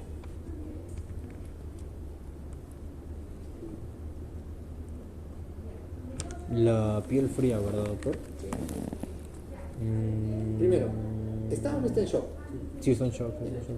Primero, ¿no? Porque Sí. tiene signos de hipoperfusión y tiene hipotensión porque ni siquiera le pueden palpar la presión. Sangre perdido. Sería hipovolémico, creo, doctor. Es que creo que en el shock hipovolémico la piel está fría y en el distributivo más bien está caliente. ¿En dónde? En el shock distributivo la piel tiene una temperatura más alta. Y No, además, no, como dice que ha todavía no tenido... está caliente. ¿No? En el shock séptico no. Pero al menos se mantiene en su temperatura. ¿También se enfría? Todo shock está con todo shock implica que hay hipoperfusión. Sí. Entonces va a ser lo mismo cuál sea la causa. Realmente, si está realmente en shock. Si está realmente en shock va a estar hipoperfundido, así que vas a tener la misma manifestación. O sea, Lo que te va a llegar, o lo que te va a ayudar para saber cuál es el mecanismo de la historia clínica. Como en este caso, la historia clínica es de una paciente joven que tiene síncope después de un cuadro de dolor abdominal agudo. claro, no le llega ya tanta oxigenación al cerebro y por eso está... ¿Qué puede haber pasado en esta paciente joven que súbitamente tiene un cuadro de dolor abdominal y que tiene como antecedente 3 meses de amenorrea?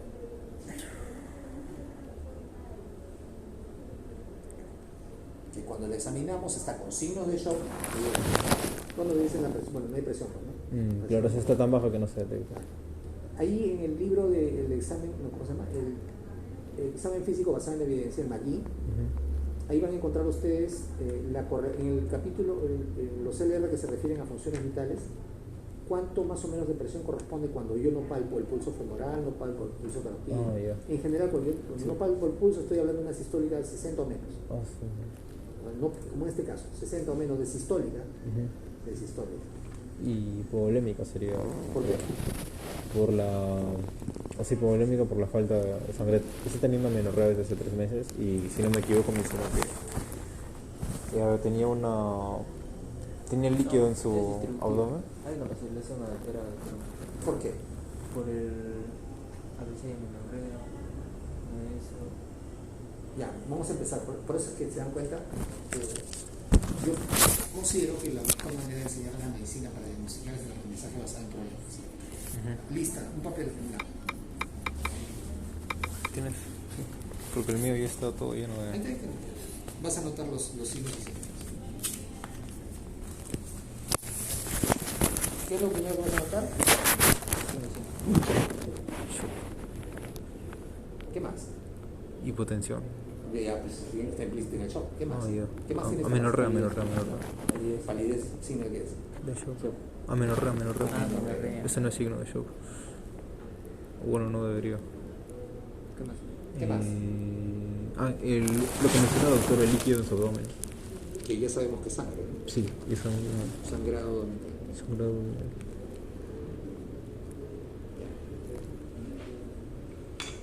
Y entonces, así funciona mejor el diagnóstico basado en problemas. Shock, amenorrea y sangrado abdominal. Empecemos por la amenorrea. Ponga a otro lado, amenorrea solo. ¿Cuál es la primera causa de amenorrea?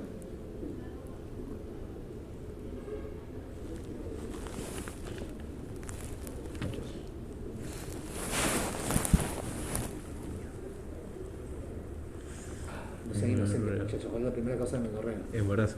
Claro, pues embarazo. Eso iba a decir, pero me estaba pensando en si decirlo o no. Toda mujer, como decía mi profesor de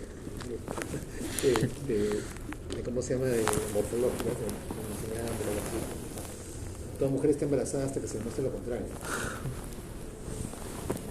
La primera causa de amenorrea es embarazo. Se han muerto, en mi cara, chicas por un aborto, negando que hayan tenido relaciones sexuales. Negándolo. Y se han muerto. La primera causa de amenorrea en una mujer es embarazo. ¿Okay? ¿Por un aborto mal practicado o por un aborto que, o sea, de ellas mismas? ¿Por un aborto que se hicieron mal practicado? Clandestino, claro. Claro. Porque es la que se murió. La gente que se embaraza y aborta, que tiene plata, se hace su aborto, le pagan. Los que no tienen plata se hacen uno de mala muerte y se mueren. ¿Qué tendríamos que hacer? ¿Prohibir el aborto o reglamentarlo? Piensen eso ustedes, para que se den cuenta de la magnitud del problema. La gente que tiene plata aborta y paga a cualquiera y se lo hacen recontra fresh. Siempre ha sido así. ¿Quiénes son los que sufren y se mueren? Los que no tienen dinero para pagar por lo bajo. Bueno, primera causa de amenorrea, un embarazo. Sí. ¿Hay otras causas de amenorrea? Sí. Fármacos, anticonceptivos. Claro. La del día siguiente, si estaba consumiendo el enorgestrel, creo que. En general, hormonas, ¿no? Porque son hormonas. Sí. Porque lo que le damos como anticonceptivos son hormonas para alterar, ¿no? El ciclo menstrual. El ovario poliquístico, creo que también. Pero tendrían que ser hormonas no cicladas, ¿no? Porque los ciclos que damos como anticonceptivos, o que toman las mujeres como anticonceptivos, tienen 21 tabletas de hormonas. Es para emularlo. Para emular el ciclo, solamente que no va a haber de placebo. Le quitas, las últimas son placebo para que se caiga y ahí venga la regla, ¿no? Pero ese endometrio que se forma no después al inhibir la ovulación simplemente evitas de que se forme el óvulo y que por más que haya un espermatozoide nadando, no tiene a dónde encontrar y todo se cae al final después. Entonces, en cambio, si yo sí doy hormonas permanentes, no cicladas, como digo, entonces sí voy a producir amenorrea. Pero eso se hace regularmente. Una mala praxis de la chica, pero difícil. Pero, cuando diagnosticamos, ¿qué tenemos que pensar? Primero lo que es más frecuente. Sí, Ya pensamos en lo más frecuente, que es el embarazo. embarazo. ¿Qué otra cosa más sería lo segundo en frecuencia que produzca menorrea?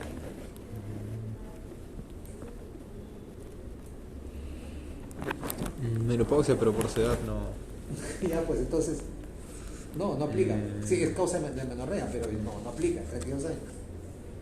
Un trastorno hormonal primario, ¿no? Por ejemplo lo que dijiste, Ovario poliquístico. poliquístico. En general, una alteración hormonal primaria. Pero es lo mismo también, alteración hormonal. Una alteración hormonal primaria o endógena o un consumo exógeno de hormonas Sí. de manera no ciclada. Y ahí nos quedamos, no hay más. No hay mucho más. Ok. El shock tiene múltiples causas, pero vamos a ver sangrado abdominal. ¿Cuál es la causa o cuál sería la causa de un sangrado abdominal en general en esta paciente?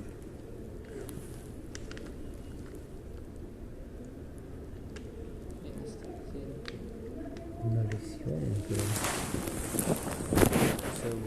Por dentro, sangrado abdominal.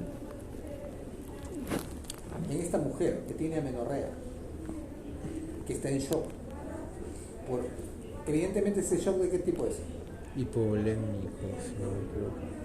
¿Es evidente que es hipovolémico? No, pero. Ya, vamos a empezar. ¿Es Sospechamos. distributivo?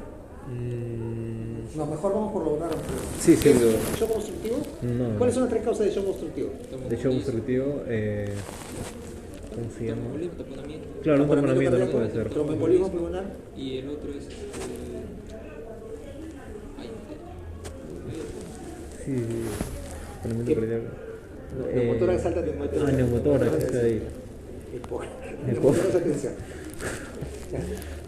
¿Es alguno de estos? No. No es el cuadro Cardiogénico clínico. tampoco. Ok, ya, no es obstructivo. Más bien estamos ¿Shock entre cardiogénico? distributivo y. No, tampoco.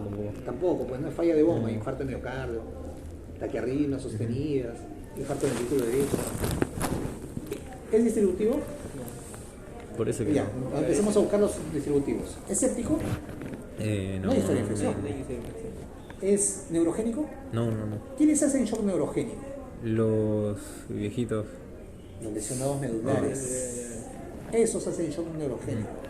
¿Cuál es lo típico? Paciente que está en su carro, tiene un accidente de tránsito, tiene sección medular, shock neurogénico. Ese es el shock neurogénico. También es raro.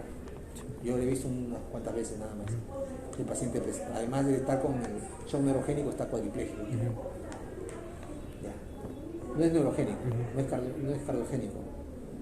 No es séptico, perdón, ¿no? Sí. antifiléptico tampoco. Anefiléptico No es tampoco. anafiláctico tampoco, porque no tendríamos antecedentes de ingestión de Sí. algo. Entonces, ¿es distributivo? Parece que no. Parece que no, ¿no? Parece que no. O sea, definitivamente no es ni obstructivo ni cardiogénico. Distributivo no parece. ¿Por qué nos queda? Hipovolémico. ¿Por qué? Porque estás sangrando por algún Sangrando, lado. ujú. Tiene que haber sido Y no un me sangrado fue. importante para que shock. Acuérdense que el sangrado no solamente es lo que yo estoy viendo, ¿no? Claro, Sino que claro, puede haber interno, algún ¿no? sangrado porque algún órgano por dentro esté sangrando. ¿Qué es lo más probable que esté sangrando en esta mujer que tiene amenorrea y que viene a la emergencia por shock?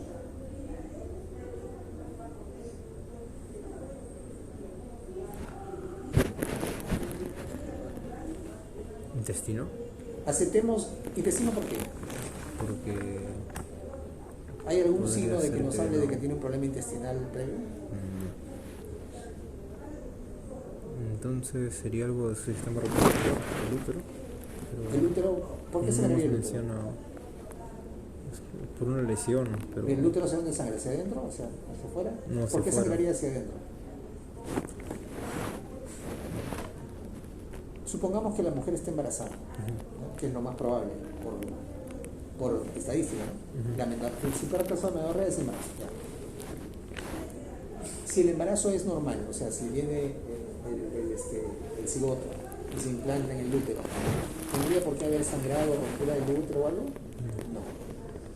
Hay una situación en la cual el útero, en la cual el cigoto se puede implantar por fuera del útero. ¿Cómo se llama eso? Ectópico, embarazo Embarazo ectópico. ectópico. ¿Qué pasa cuando evoluciona el embarazo ectópico? Cuando empieza a crecer. Uy, sí empieza a haber problemas serios. ¿Qué problema? Sangrado. ¿Qué es lo que hace un cigoto cuando llega al lugar donde se va a implantar? No, pero ¿qué es lo que primero hace? Se empieza a dividir. Antes, lo que tiene que hacer para dividirse. Se implanta. Se implanta. Se implanta. ¿Qué significa que se implanta? Va a ser media lesión del tejido. La implantación significa placentación, se empieza a formar los primordios de la placenta.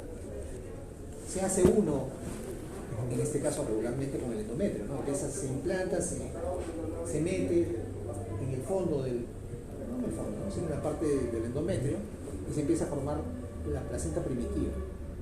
Se empieza a producir la placentación. El cigoto actúa como un parásito, empieza a invadir el cuerpo de la madre.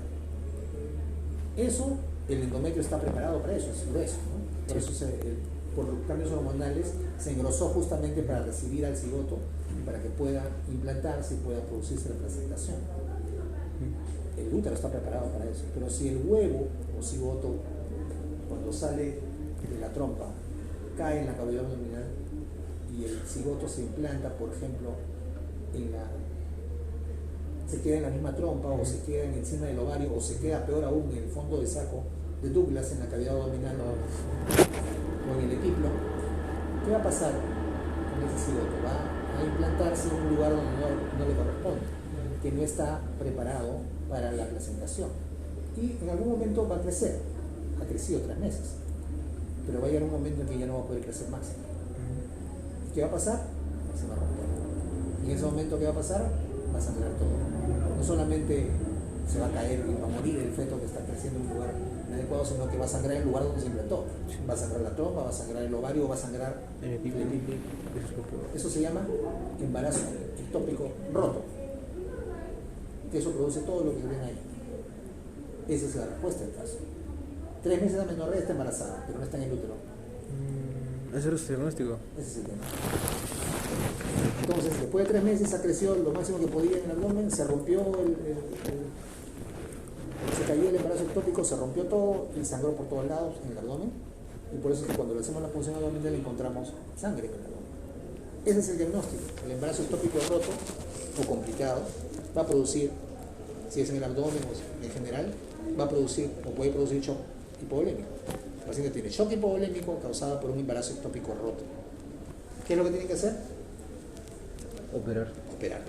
Tiene que operar para sacar lo que queda del feto. Bueno, no es feto, es embrión todavía. Un aborto natural. Eso ya está perdido, ¿no? Desde que está fuera del útero ya está perdido. Pero creo que pueden llegar a nacer igual, doctor. No. ¿Nunca? No llega. Justamente por la razón que donde se implantan no está preparada para sostener el crecimiento de un feto normal. Entonces están implantados en epiplo, en el fondo de saco de Douglas, en ovario, en trompa. No hay forma. No tienen de dónde jalar. La placentación avanza y luego termina rompiendo la estructura y se rompe todo y sangran por todos lados. Tiene que entrar el ginecólogo con su órgano y mirar dónde se sacan todo, limpian. Si es en trompa o en ovario, tienen que sacar la trompa, el ovario, ¿no? Y luego ligar los vasos, todo, y se acabó el problema. Y bueno, obviamente cambió sangre. ¿Sí? Cuando uno entra, encuentra 500, 1 litro, 2 litros de sangre. Yo he entrado algunas veces aún. En la primera guardia de interno en emergencia en el San Bartolomé, entré a un embarazo ectópico roto. Estuvo en el aborto, ¿no? Ahora sí, el de negro igual. Sale todo. Chiquito, ¿no? Todo sangrado. Todo libre de sangre. Claro, ese es el caso del libro. Fíjense ustedes, cuando nosotros abordamos el caso por problemas específicos, es más fácil que lleguemos a un trabajo. Sí. Esa es mi recomendación para ustedes. Ya tienen un síndrome que es el shock. Tienen otro signo, la amenorrea. Y tienen otro hallazgo, que es la sangre en la cavidad abdominal. Entonces solamente tienen que unir esas partes del rompecabezas. Es más frecuente que produzcan amenorrea. Es menos frecuente que hay un problema hormonal, que deben consumir hormonas. Esas cosas son raras, en realidad. Existen, sí, pero son raras. Entonces, ¿qué tendría que hacer yo como médico de la emergencia? No, antes de llegar al diagnóstico. Pero así, imagínense que en este momento ustedes ya están pensando como yo pienso y qué es lo que tengo que hacer con esta paciente. La estabilizo. ¿Qué más hago para confirmar el diagnóstico? ¿Qué tengo que hacer para confirmar el diagnóstico? Tengo que confirmar que está embarazada y que el embarazo no está en el útero. ¿Qué tengo que hacer? Aurícula. Bueno, atrofina coriónica primero. Ah, ya. Va a estar por las nubes. Ujú. Y cuando le hago la ecografía, el feto Ajá, no va a ya, estar en ya, el útero, ya, el útero va a claro. estar vacío. Ujú. Voy a encontrar seguramente por el abdomen o por las trompas, por ahí, líquido, y no voy a encontrar por ningún lado, mirando por todos lados el útero, no voy a encontrar ahí. Entonces está embarazada, pero el feto, el embrión, no está en el útero. Confirmado el embarazo. Coriónica. Ecografía Sí. pélvica más gonotrofina Aurícula coriónica. coriónica. Con eso confirmo el diagnóstico. Ujú. Que ese es el toque, ¿no? O sea, le tomo la muestra, ni bien está llegando, le estoy pasando la sangre, todo, pum, le hago la ecografía, ya está, sale operaciones. Ujú. Y se acabó el problema. ¿Ok? Sí, doctor. Listo. ¿Así le gusta que discutamos los casos? Sí, estaba acá. Qué bueno que no lo leí. Ya, vamos a que se presenten con sus pacientes, elíjanlo, vayan tomando algunos datos y luego eso los espero abajo para que saquen sus cosas. Y ya nos vemos el día. ¿Está bien? ¿Algo más que quieran? Que me haya quedado claro.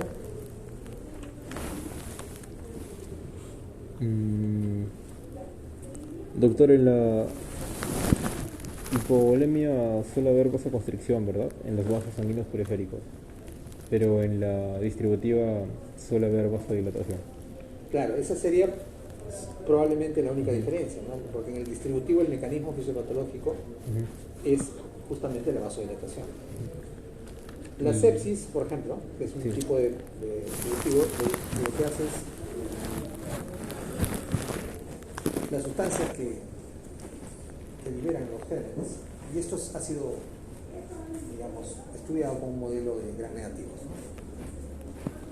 Liberan al torrente sanguíneo el lipopolisacárido, que es la sustancia de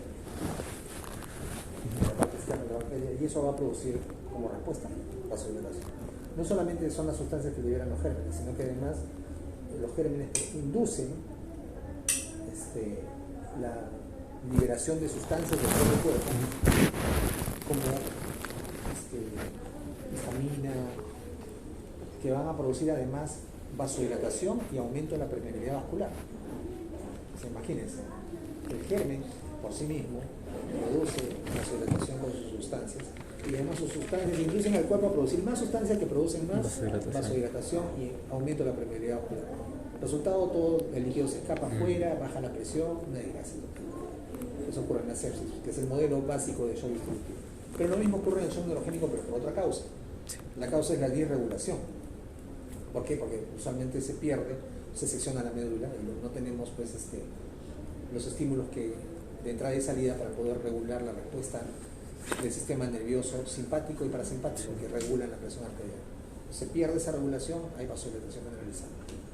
Y en el otro tipo de shock distributivo, que es el anafiláctico, la sustancia, el alergeno que ingresa a la sangre, que usualmente es un antibiótico, produce la misma sustancia, ¿no? Perdón, la misma reacción. Hace que se liberen bradiquininas, que se liberen histaminas, ¿no? Sustancias alergénicas que finalmente producen aumento de la permeabilidad vascular y vasodilatación. Sí. Pero en eso pues hay una historia típica, ¿no? Hay el ingreso de una sustancia al cuerpo. Esa es la historia. Esta historia era de una mujer que estaba con 3 meses de amenorrea, que de repente hace un dolor abdominal que produce 5. Cuando llega este shock, y yo pulso y encuentro sangre abdominal. La amenorrea, primera causa, embarazo. Embarazada, tengo que buscar confirmar el embarazo, pero lo más probable es que sí. Y eso explica todo. Un embarazo ectópico roto, complicado.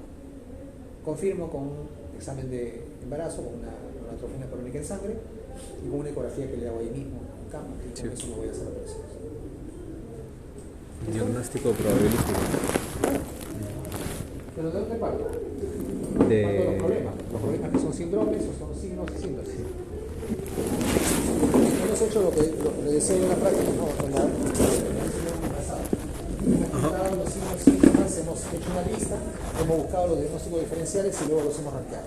Sí. En realidad acá yo no tengo que rankear más nada, porque sabiendo que está embarazada ya, para mí el diagnóstico está cantado. Si no estuviera embarazada, ahí sí sería un problema. Tendríamos que echarnos a buscar la causa por la cual está sangrando. Quizá una infección, podría ser. No, esa historia no es compatible con eso. Ahí sí yo pensaría probablemente en un problema hormonal primario, ¿no? Pero ¿por qué ese problema hormonal primario produce una rotura de un órgano interno que haga sangrado abdominal para producir shock, seguramente lo que encontraría sería un problema distinto a la menorrea. Eritroblastosis, ¿Eritroblastosis? podría ser, ¿Por qué? por el sangrado. Y de un aborto natural. ¿De una qué? De un aborto natural. De un aborto. El que está hablando del paciente, si no tiene enfermedad. No, estamos hablando de que la paciente siga con amenorrea y no sea un embarazo ectópico. Entonces tendría que yo pensar que la amenorrea es causada por un problema hormonal, pero seguramente el sangrado y el shock son por otra causa, ¿no? Sería un caso en el cual no se cumple el principio básico de que una causa explica todo. Sí. Que a veces no se cumple, ¿eh? A veces se encuentran dos enfermedades en el paciente. ¿Y por qué descartaría algo de infección de ahí? Porque la historia no es una enfermedad infecciosa.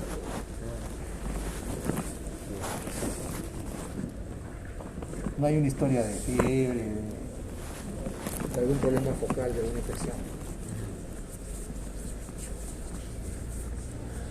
Doctor, y por último, creo que en el shock hipovolémico y en el shock distributivo los gastos cardíacos son distintos. En uno está aumentado y en otro está disminuido el Sí, gasto cardíaco. pero esos son variables hemodinámicas. O sea, cuando hacemos el diagnóstico hemodinámico del shock, para eso tenemos que invadir al paciente. Le colocamos una sonda transesofágica que mide no invasivamente el gasto, le metemos un catéter de sonda Sí. a la aurícula derecha y a la arteria pulmonar para medir las presiones y volúmenes. Entonces, con eso hacemos cálculos hemodinámicos.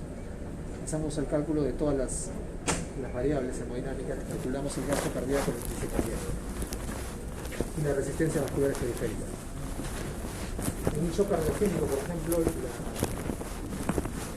el gasto cardíaco y el índice cardíaco están bajos. Menos de 2.2 y la resistencia vascular periférica se están aumentando. En un shock distributivo el gasto cardíaco está alto y las resistencias vasculares periféricas están bajas. No pueden estar aumentados ni bajos al mismo tiempo, ¿verdad? Porque se compensan para la presión arterial, el gasto cardíaco y la resistencia vascular periférica. Claro, la teoría es de que uno se va compensando con el otro para poder mantener la perfusión. La presión arterial, acuérdense que sirve para mantener la perfusión. Claro.